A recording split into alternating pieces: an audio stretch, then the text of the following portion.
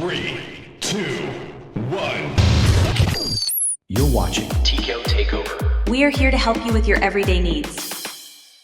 If your iPhone speaker sounds too low, follow these steps to resolve the issue effectively. Begin by navigating to your phone settings.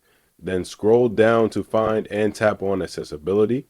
Under Accessibility, select Touch and scroll to the Call Audio Routing option.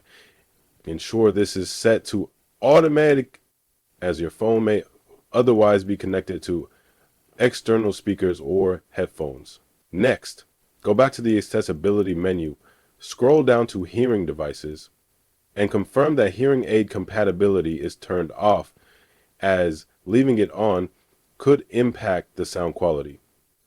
Afterward, return to your main settings and go to Sounds and Haptics, or scroll down to find Headphone Safety. Go check if they have a safety function and Reduce Loud Sounds option is enabled. Switch it off, as it limits audio that exceeds a certain decibel level. Once these adjustments are made, your speaker volume should improve. All right, ladies and gentlemen, let's get back to it. How many buck jobs did you have